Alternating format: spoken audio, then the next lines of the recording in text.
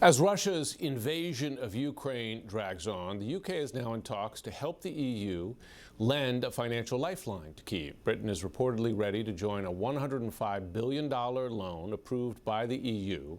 That money aims to cover two-thirds of Ukraine's expenses over the next 2 years, most of the money earmarked for defense spending. Joining in on the loan could bring new business as well to Britain's defense industry. Joining me now from Kyiv is Kira Rudik, member of the Ukrainian parliament from the Holos party. Kira, good to speak to you again. Hi, Jim, and thank you so much for having me. Curious, I'm wondering your reaction to this loan from the EU. It's more important now as the U.S. has reduced its assistance to Ukraine to virtually zero. Is it enough? Is it what Ukraine needs, or is Ukraine largely relying on itself at this point for its own defense? Well, this loan is critical for Ukraine. And it is important to remember how it will be spent. So of those 90 billion, the 60 billion will go on to the military procurement, and this amount will be spent within the countries that provided the loan. So when the United Kingdom is joining or trying to join this loan, they're not only investing money, they are also getting into this scale of military procurement, and the money that we are getting will be also spent in the United Kingdom. Plus, right now, when the United States are definitely pulling the influence, pulling the representation in Europe, in Ukraine, it's a chance for the United Kingdom to restore some leadership. Right now, Europe is trying to find this new model of collaboration between the countries, security, schema of things, and obviously United Kingdom doesn't want to be left behind. How about the U.S.? Is the U.S. still, in Ukraine's view, a credible leader, not just for Ukraine's defense, but for Europe's defense? Or have you given up on the U.S.?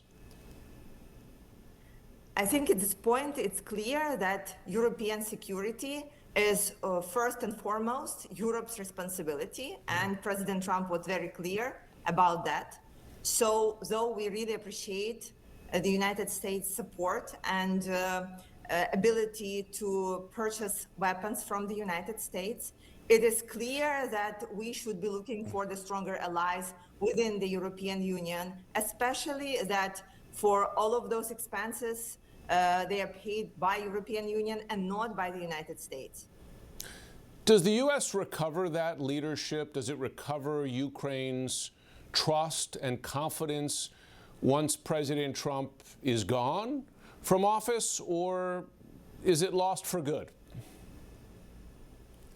I think that would be a rather long path, because the trust is very long to get and easy to lose. But what I can tell you for sure, Jim, is that there is a difference between politicians who understand that these things change, and people here on the ground in Ukraine who keep asking me those questions about President Trump's statements, constant statements about Ukraine starting the war or Ukraine losing the war, which is completely untrue.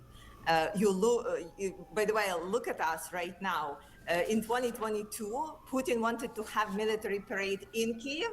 Right now, 2026, he is asking Ukraine about being able to have military parade in Moscow. And I think that's very significant. We are definitely not a country on our knees. We are a country that is fighting. And to explain to Ukrainian people why American president is saying something like that is very hard and will be very hard to repair. Before we go, you may have heard our story leading in, and that is that security around Putin has increased significantly. Do you believe he fears in part that Ukrainian forces might threaten his life? Of course, and I think he should be. When you are starting the war, committing all kinds of the war crimes, you should be expecting that at some point this war will come back at you. And the amount of pain and suffering, the amount of killings and stolen children that Putin and his surrounding and Russia have committed in Ukraine gives us all the rights to fight back, and this is what we are doing. And we will continue doing that until Russia stops. And this is why we are offering a ceasefire even before the military parade. Kira Rudik, good to have you on. Thanks so much. Thank you, and glory to Ukraine.